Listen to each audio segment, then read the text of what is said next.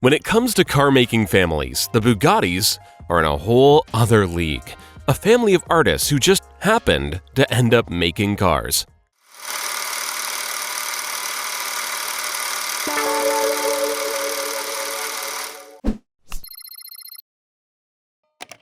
Carlo Bugatti was a furniture and jewelry designer who was married to Teresa Lorioli.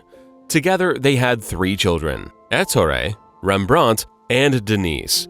The younger son, Rembrandt, became an artist like his dad, and he sculpted animals from his observations in the Jardin des Plantes in Paris and the Antwerp Zoo.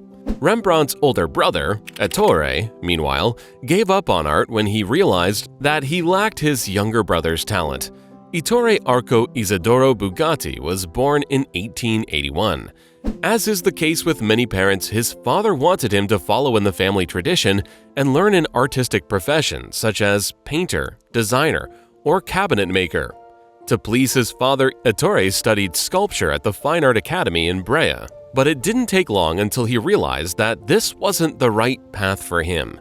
"There are 2 types of artists," he once said, "those who are born artists. My brother was one of them. The other type, to which I belong, are those who try and create art, but are not as gifted.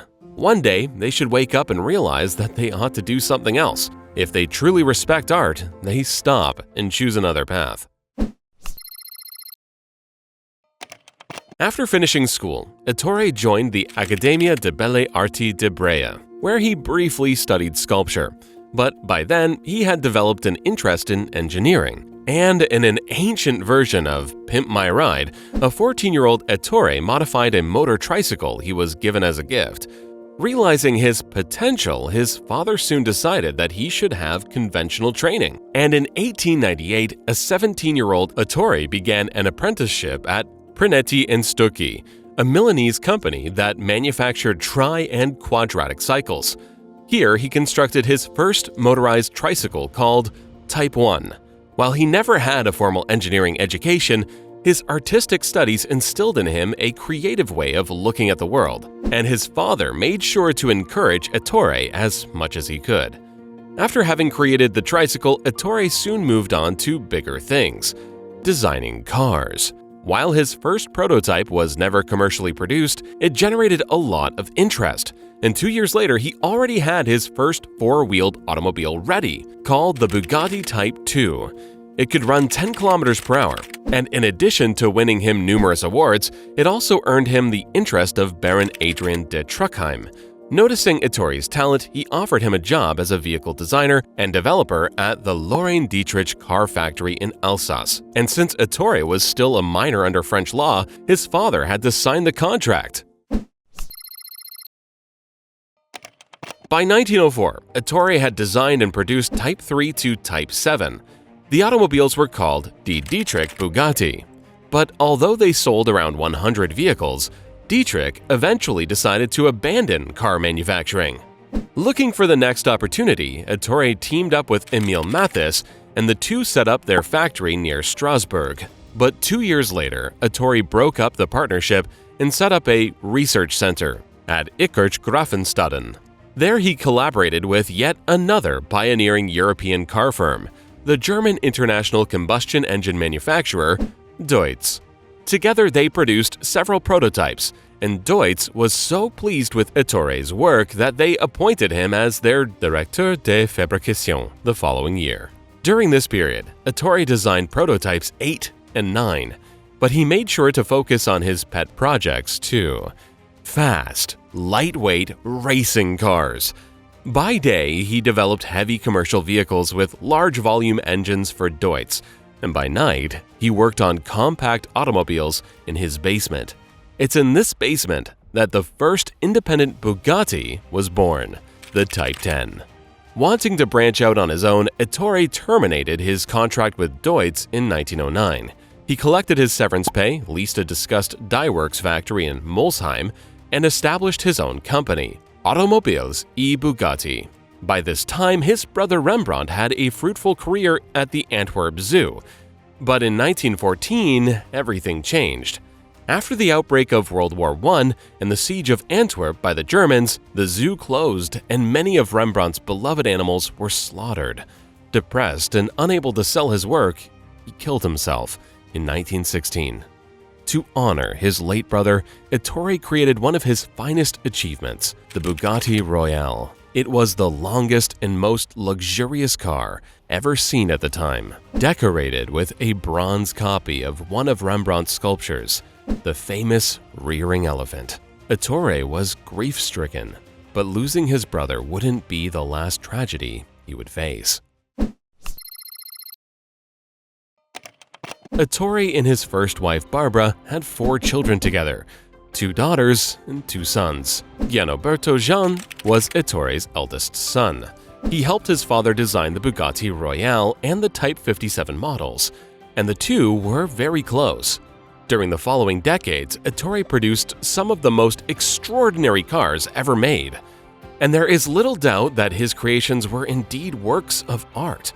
Ettore liked to say that nothing is too beautiful, nothing is too expensive.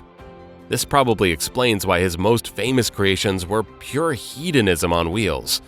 And who better to present that than the amazing Hélène de Langle, aka Denice. Dubbed the Bugatti Queen, she truly elevated Bugatti's fame.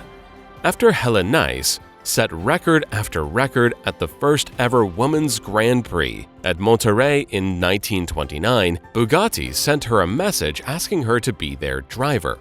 She accepted and immediately rewarded them by winning the Actors' Championship in their car.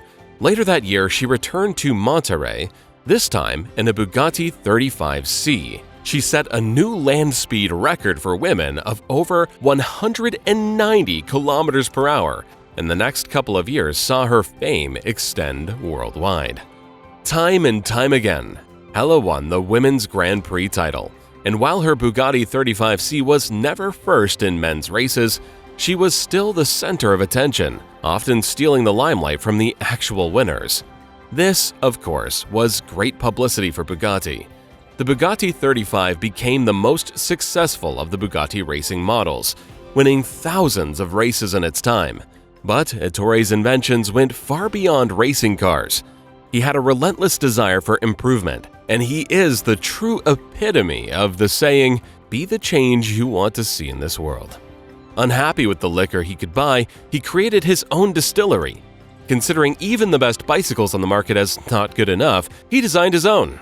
And in 1927, when he wanted to buy his youngest son, Roland, a toy car, there was nothing he liked, so he built his own, the now famous Bugatti Type 52. Ettore was innovative to say the least. But would this also get him through the Great Depression and World War II? In 1931, Ettore designed and manufactured 80 Bugatti railcars. They were very profitable and they helped him overcome the Great Depression and save his company from bankruptcy. 1936, however, marked the beginning of the end.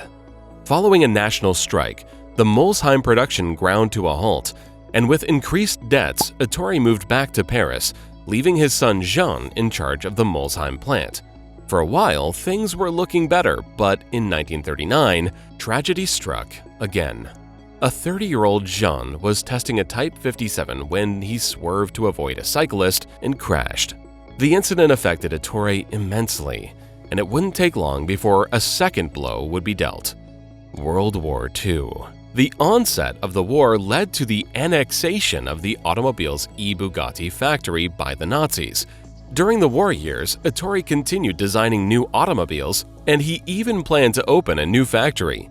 But although he tried to resurrect the company after the war, nothing really came out of it. In 1944, his wife Barbara passed away. He remarried 2 years later to his lover, Genevieve, with whom he already had a child in 1942. After the war, his younger son, Roland, took over the Bugatti business. But the cars he made never quite caught up with the latest automotive developments. The company soon went bankrupt, and despite all Ettore's efforts, they never managed to get it going again. Ettore eventually passed away in Paris in 1947. At the time of his death, he had approximately 1,000 patents to his name. and it would take over 3 decades before the Bugatti brand would be revived again. After Ettore's death, the business went into decline and was sold. Part of Ettore's brilliance was that his mastery extended across the entire spectrum of automotive development and beyond. Now it was time for someone else to try and do what he had done. In 1987, the Italian entrepreneur and car dealer Romano Artioli bought the rights to the Bugatti trademark and founded Bugatti Automobile in Campo Galliano. Then, in the late 90s, Volkswagen purchased the Bugatti name in an all-stock deal and moved the company back to Molsheim. The price tag?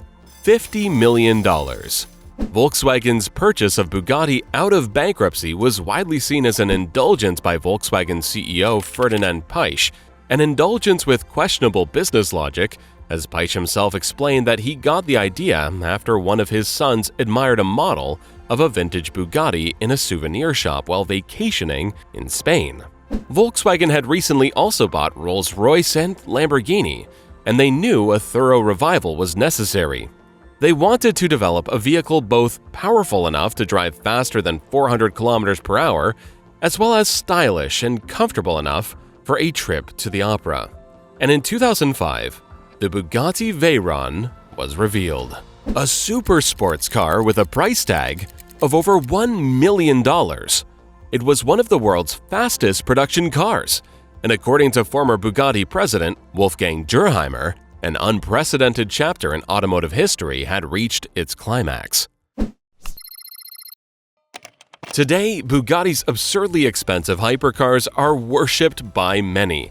But despite exorbitant price tags and celebrity owners like Cristiano Ronaldo and Jay Leno, Bugatti has chronically been losing money.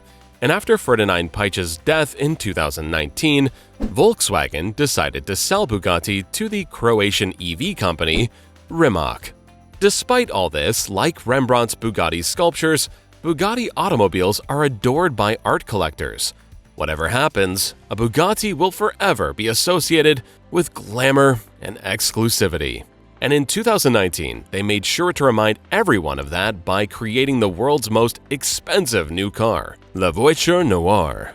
The Bugatti president Stefan Winkelmann said the car combined extraordinary technology, aesthetics, and extreme luxury, and it was quickly sold to an unnamed buyer for $18 million. Something tells me Ettore would have been proud.